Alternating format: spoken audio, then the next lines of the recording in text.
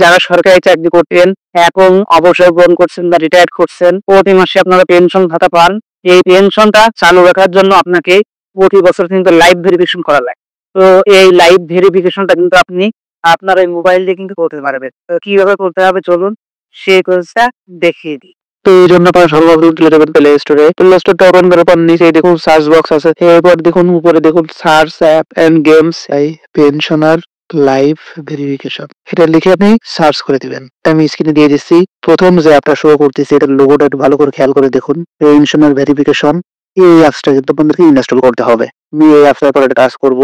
তো এই অ্যাপসটার এই যে লোগোটা ভালো করে খেয়াল করবেন। পর দেখুন এখানে ইনস্টলমেন্ট অপশন রয়েছে, এখান থেকে আপনারা সরাসরি ইনস্টল করে নেবেন।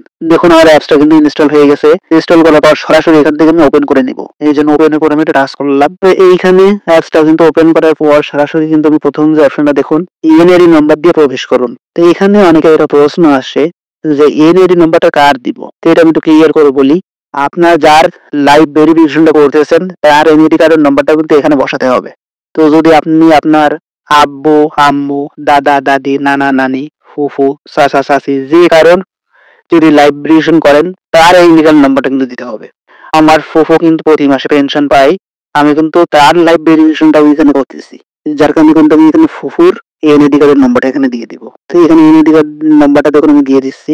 এনআইডি কার্ডের নাম্বারটা দেওয়ার আগে কিন্তু এখানে দুটো অপশন শো করতেছে যে আপনার এনআইডি কার্ড নাম্বার কি 10 ডিজিটের দিবেন নাকি 17 ডিজিটের দিবেন।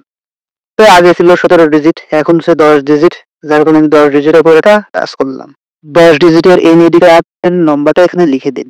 তো আমি দেখুন আমার ফুফুর কিন্তু এনআইডি কার্ডের নাম্বারটা আমি লিখে দিচ্ছি। এখানে কিন্তু আপনার এনআইডি কার্ডের নাম্বারটা দিলে হবে না, কারণ আপনি তো পেনশন পান না। যে পেনশন পায় তার এনআইডি কার্ডের নাম্বার দিতে হবে কিন্তু, এটা একটু খেয়াল রাখবেন। তো দেখুন নাম্বারটা আমি দিয়ে দিচ্ছি। দেখুন নাম্বারটা দেওয়ার পর কিন্তু অটোমেটিক্যালি কিন্তু লগ ইন হয়ে গেছে। 10 ডিজিটের ইপিপিও নম্বর লিখুন। ইপিপিও নাম্বার কোথায় পাবেন? অনেকে ভাবতেছেন এই নাম্বারটা আমি কোথায় পাবো। আপনার ইপিপিও নম্বর, এই মেসেজটা কিন্তু যারা যারা পেনশন পান সকলের মোবাইল কিন্তু দিয়ে দিছে। অনেকে ভাবতে পারেন যে আমার আব্বু তো কোনো মোবাইল নাম্বার নেই, বাবার নানার তো কোনো মোবাইল নাম্বার নেই। তো এখানে কারণ না কারণ মোবাইল নম্বর তো দেওয়া আছে। হতে পারে যে আপনার নাম্বার বা আপনার বড় ভাইয়ের নাম্বার। তো যার নাম্বারটা দেওয়া রয়েছে তার নাম্বারে কিন্তু একটা মেসেজ গেছে, সেই মেসেজে কিন্তু লেখা রয়েছে যদি উপজেলায় গিয়ে করেন সেক্ষেত্রে কিন্তু এই নম্বরটা আপনার কাছে তারা চাবে না বা আপনার জানাও লাগতেছে না। যদি ঘরে বসে করেন সেক্ষেত্রে কিন্তু এই নম্বরটা খুবই গুরুত্বপূর্ণ। তো আমার মোবাইল মেসেজ আসছে আপনারা দেখছেন। এখন হচ্ছে এই নম্বরটা আমি এখানে বসাই দিব 4।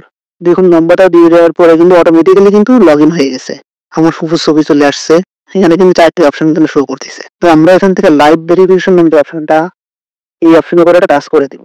যেহেতু আমরা লাইভ ভেরিফিকেশন করবো, এখানে বলতেছে আলো প্রতিফলিত হয় এমন বস্তু যেমন মনিটর টিভি স্ক্রিন আয়না ইত্যাদি এড়িয়ে ছবি তুলুন। পর্যাপ্ত আলোতে ছবি তুলুন।